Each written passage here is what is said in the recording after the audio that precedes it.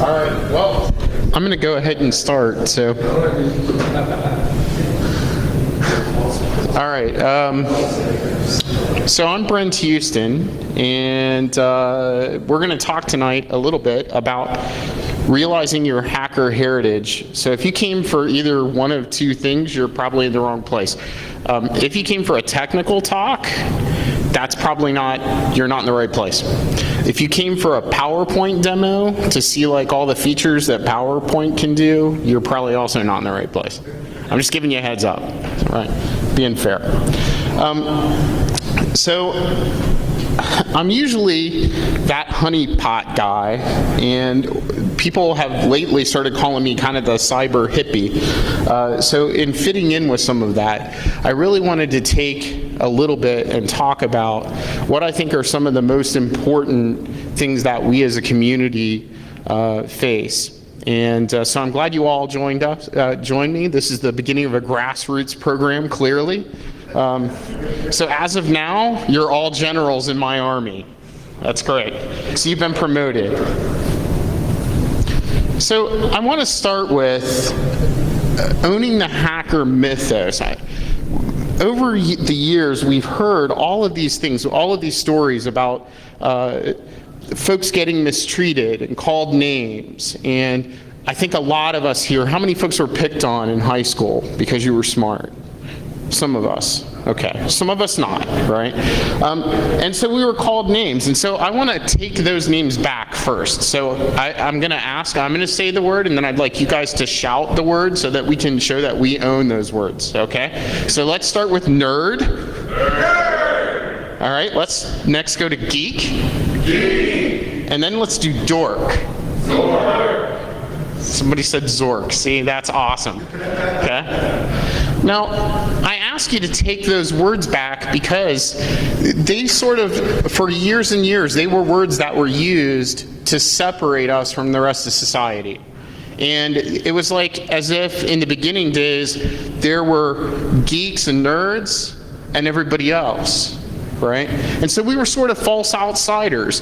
We belonged when they needed something, and we didn't belong when they didn't. And I'm here to tell you, though, that it's important that we own that myth. Because there's also another side to the hacker myth. How many folks have heard the myth of two guys starting a business in a garage and turning that into the largest company on the planet? How many folks have heard about hacking in the sense of the MIT use of the word? Okay?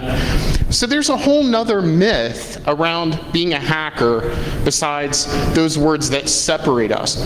Now, part of the problem that I would say to you is that we've empowered the use of those words to separate us. And I want us to not see ourselves as separate. In fact, I would argue that there's a whole bunch of reasons why we shouldn't be. The first one is the war's over and we won, right? Today, geeks and smart people run the planet. If you look at the list of the most wealthy people on the planet, the most powerful people on the planet, your heroes are at the top of those lists. So the war is over. There's not a whole lot left to rebel against, but yet every time I go to a hacker convention or I sit down with a bunch of geeks, they still persist in trying to live outside of the rest of society. It's like we want to self-reinforce that separation. And I call on you to not do that because high school's over. We can go and lead. And we can go and take our skills and our knowledge and put them to use for everyone so that all of us benefit. And it's okay to be smart. So how many folks in here think that you're smart? Okay? How many folks in here think that you're smarter than the average? Okay? How many folks realize what the average is? Okay? Maybe you need to re-examine what the average is. Because when I talk to folks around here, I do see that there's a lot of different skill sets. And I think it's important that we value those skill sets, that we value the myth that we've built, because that is the story that all of us are living every day. We're living that myth. So I want to take you back, and I know the 80s are a long time ago, right? So how many folks, since there's such a small group, how many folks remember the 80s? Okay, Bill, you don't count. You don't really remember the 80s. I was there. You were there. You were there. Is that enough? That's enough. So if you think back to the 80s, there was this magazine called Mondo 2000. How many folks sort of ever read Mondo or know what I'm talking about? Okay. Mondo 2000 was sort of pre-Wired. It was geeks, it was a full-color geek magazine before there were really cool geek magazines. Right? It was an actual print magazine, right? And it was written by a guy, aproposly named, Are You Serious? Okay, that's what he called himself. And he led this magazine that talked about, sort of from the 80s point of view, what technology was going to become and what the world would be like when everything was connected, what the digital world would be like in the year 2000. Now, some of that was corny, right? Some of it was glass shoes with fish swimming around in it, right? You had a pair. It's okay. You're recovering. And some of it was really true.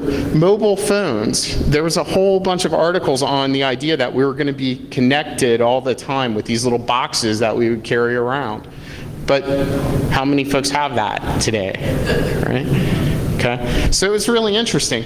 Well, what was more interesting about that to me was he came up with this whole set of what he called the hacker rules, like the hacker covenant. And in that was the final one, yield to the hands-on imperative.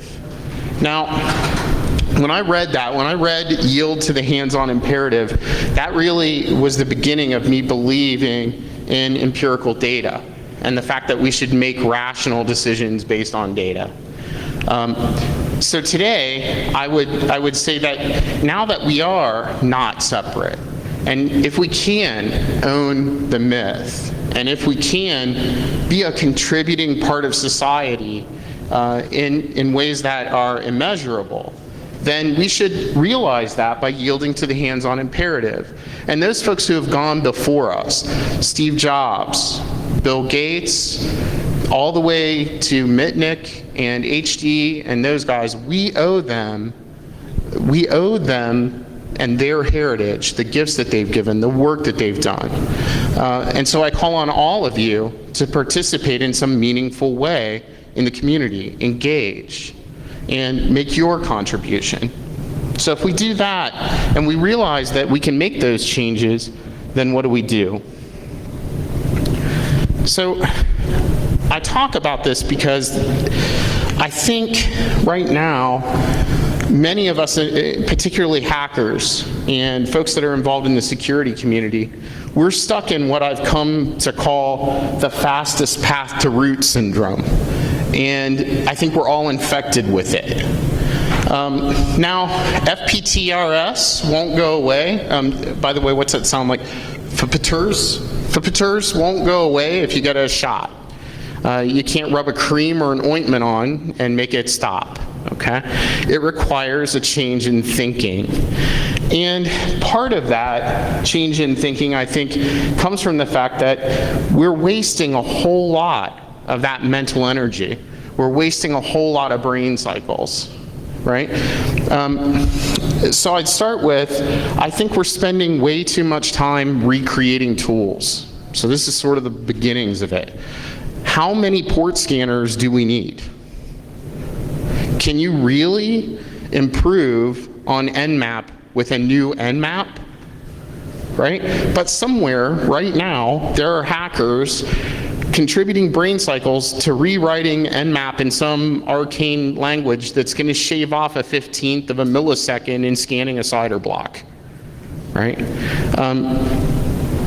Do we need that as a community? Is it a worthwhile exercise? Or could we take those brain cycles and use them for something more creative, more constructive?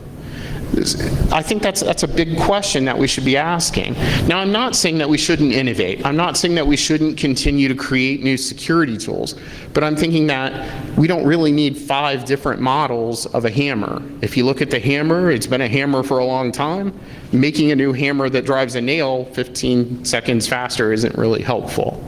So that's sort of point number 1. Number 2 is I think we're stuck in the cycle of proving the obvious. How many folks think you could root a box? Okay. How many think that you could probably get admin in a network attack? How many folks think you could probably social engineer a user out of a password? Okay, so if we all know this to be true, and we believe it, we see it, we have yield to the hands-on imperative data to show us, do we really need to restate it over and over and over again in innumerable ways? Okay, but that's exactly what we're doing. We're spending time in cycles getting better at something that we already know how to do to the nth degree. And we've hit the point where the plateau, the return on investment's been reached. So I guess my point here would be, let's take some of that brain power. Certainly vulnerability work might continue, but if you're out there just reiterating the obvious, it might be time to take some of that brain power and do something else. So to quote one of the movies that they were showing over here, I would suggest that we take those brain cycles and we learn to hack the planet. This comes from Acid Burn and Serial Killer, who was my favorite, by the way, in that movie, the stoner guy, hippie guy, go figure. And Crash Override from the movie Hackers.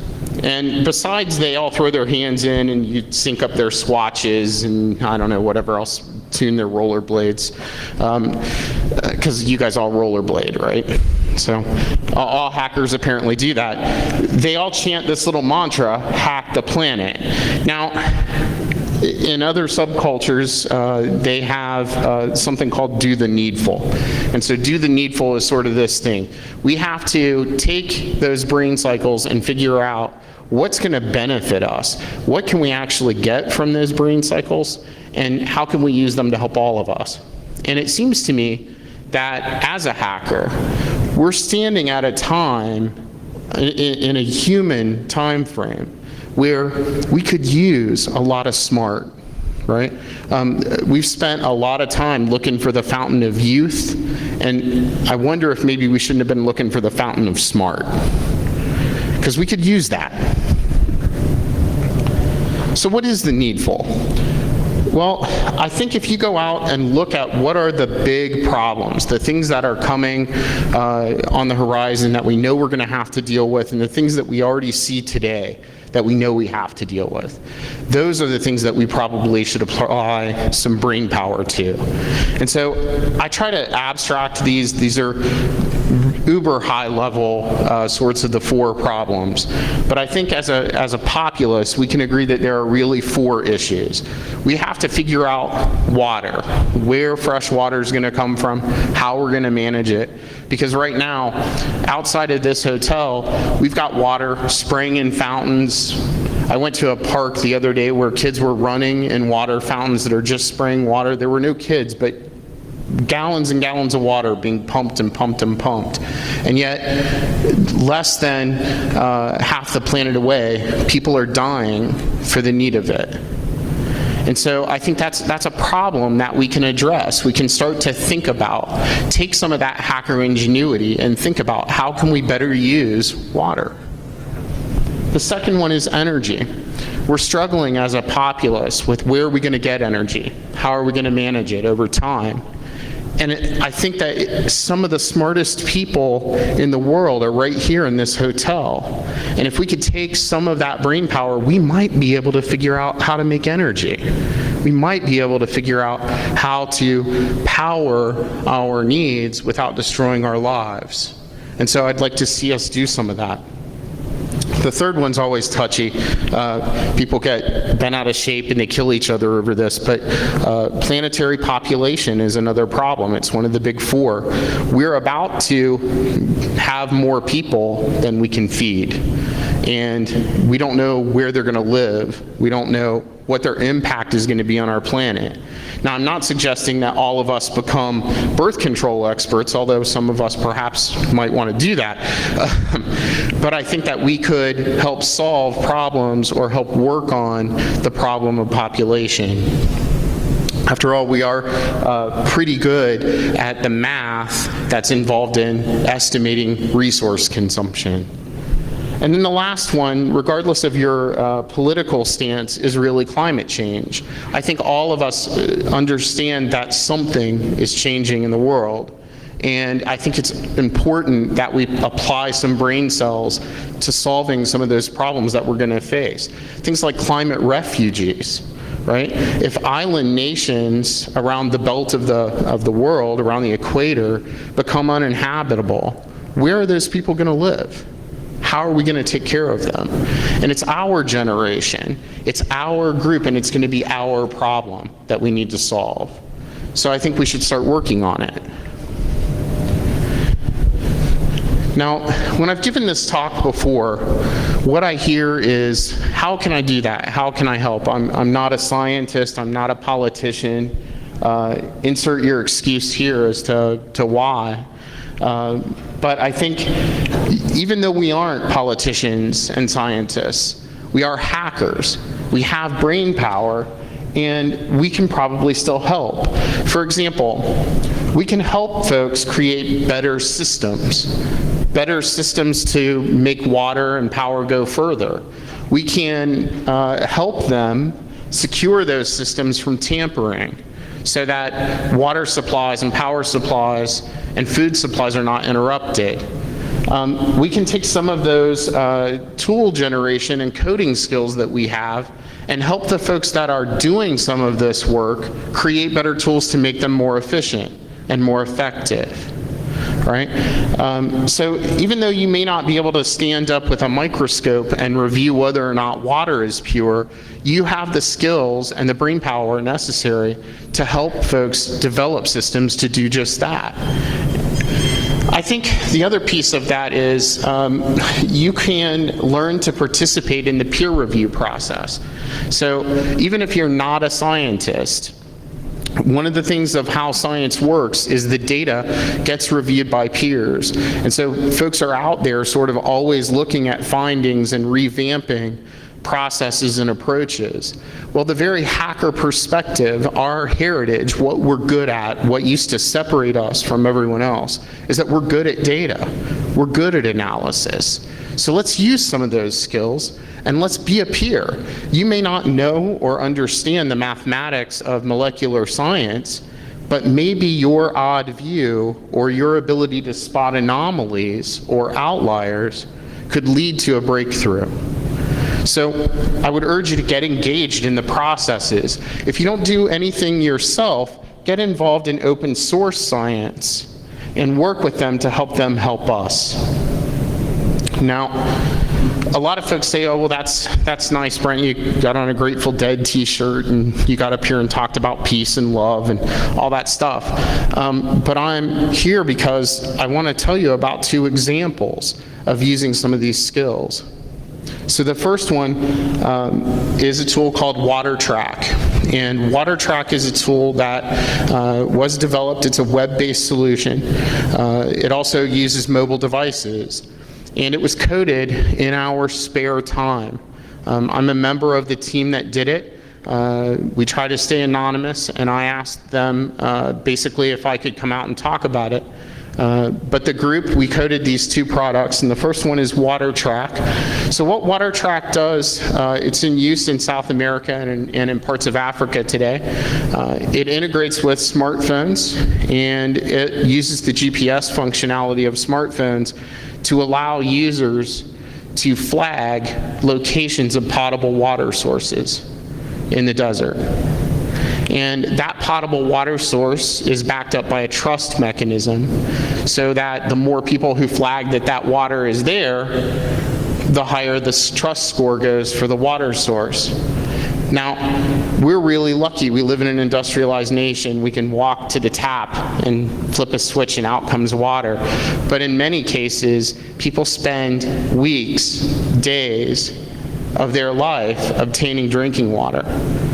So this is a very simple tool. It took literally a team of 3 people, nights and weekends, and it took us about 6 weeks to code the initial version. It took us about 6 months to find the right people to get this in play. And it's been in use now for a little over a year and a half. And there are people now actually using it to track potable water sources and identify ways to get drinking water. The second example is a tool called LifeCast. And same team of folks. In this case, we also had a 4th person who came in and helped. The LifeCast product is an SMS broadcast product. And how many folks here remember the tsunami in Indonesia? Okay. So that tsunami led to the idea that there needed to be a rapid mechanism for allowing folks to understand that they were in danger. And so what we did, a group of us got together, and again, nights and weekends, we coded up an SMS gateway product, and we made that available at no charge to the ISP folks, the folks that manage cellular networks over there. And they put it into use for notifying folks immediately of an impending sort of issue, like a tsunami, an earthquake, how they could get help. It turns out that almost all those folks had cell phones, and that the cell network remained stable most of that time. So that sort of became a mechanism to save lives. Now I tell you those 2 stories because that's an example of 4 people in the case of LifeCast, 3 people in the case of WaterTrack. We sat down, talked it out, built a plan, and in weeks we had something that was functional. Now, was it completely functional and secure and fully baked as a product? No, but the people who were finding water with it don't care. Right? They don't care whether or not the screen is blue or whether there was usability testing. Okay? So that's the sort of story that I would urge you guys to do and get involved in. That's where a small investment on your part can have huge return on other people's lives.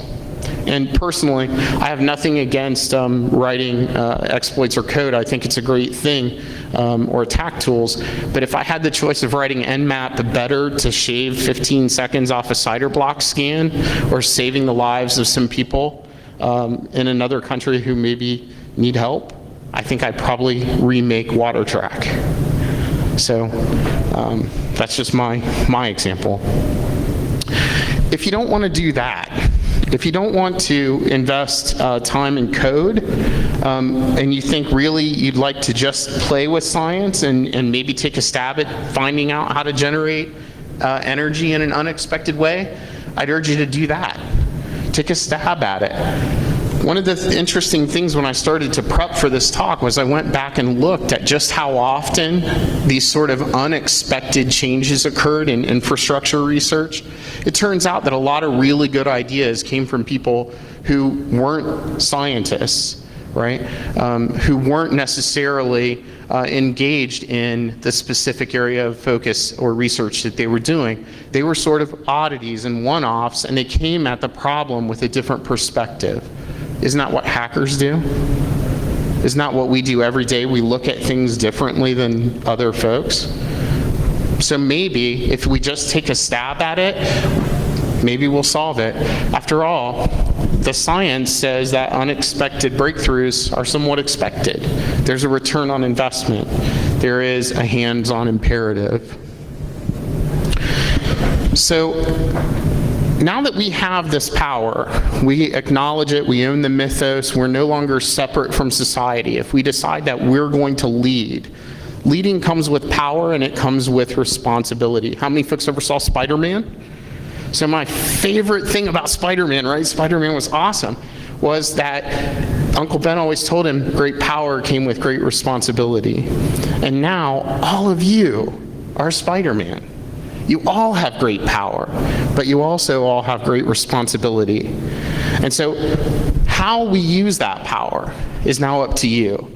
It's not up to me, it's up to you. It's up to every one of us. And what will we do with it? Will we make a change? Will we make more exploits? Will we continue to state the obvious that you can ask a user for a password and get it? Or will we actually take our brains and our skills and do something meaningful for all of us? That's my question. And I guess I would leave you with this. How many folks have children? What do you want to tell your children that you did with your skills? What's the gift that you want to leave them? And those of you who are young folks and don't have children, or maybe aren't planning to have children, but if you're sitting in the audience and you're the youngster thinking about how are you going to spend your career? What are you going to do for the next 20 years? What do you want us to do? What's the gift that we can give you? And then from that, what's the gift that you can give the next generation? That's my question. So I'm going to leave you with that. And I would urge all of you to realize your hacker heritage and take those skills, honor our myth, and learn to hack tomorrow, because that is the really, really cool thing. So if you want to follow me on Twitter and hear some more cyber hippie stuff, or talk a little bit about exploiting, or even if you want to talk about writing the next best Nmap, you can find me there. That's how you reach me. So thank you all for coming, and I'll take your questions. So I think to brush something off on your big four problems, there's a lot of money involved in keeping energy production the way that it is now, not changing it. And one of the problems that I think would be helpful to include in there is taking down parts of the current infrastructure system that are involved in keeping that the way it's not like, not like hacking the companies, like doing something illegally, but like how to infiltrate and take over that infrastructure or something to make an incentive for changing. So the question for the video is from the audience is how that I left greed basically off of the big four, and that there is a lack of an incentive program currently for incenting change in things like energy. So my response to that is this: number one, I had to come up with a way to abstract all of our human problems to four. Or at least a small number. I agree that greed is a problem, but I think it's a part of the energy problem, it's a part of the water problem, it's a part of all those four problems. So I didn't include it esoterically as separate. But my response to the lack of an incentive is twofold. Number one, to be a little flippant, so fix it. Make it an incentive. Stop buying stuff from companies that you don't agree with, right? And if enough of us do it, maybe they'll do something different. Now, the not so flippant answer, right, is you talked about creating campaigns for change. Well, that's what we do. We're hackers. We have at our possession a set of tools that are force multipliers. We're good at creating and using multimedia. We're really good at using social media. We're good at creating connections. We're good at applying pressure. If we can take a company, release an exploit, and get them to patch this huge piece of monolithic code, you're telling me that we can't come up with some way to apply pressure to the energy providers? We need to do that.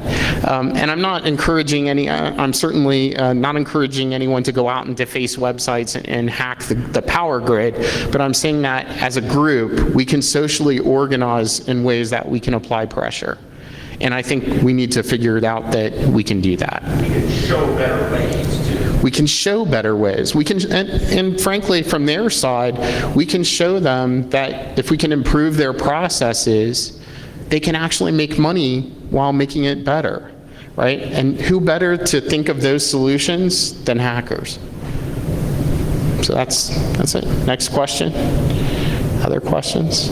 All right, I'm the last speaker on Saturday night, so thank you all for coming. I really appreciate it, and I'm here if you have any questions. Otherwise, the beer is free tonight on Rapid 7, so go out there and spend some of HD's money. It's awesome. You guys take care.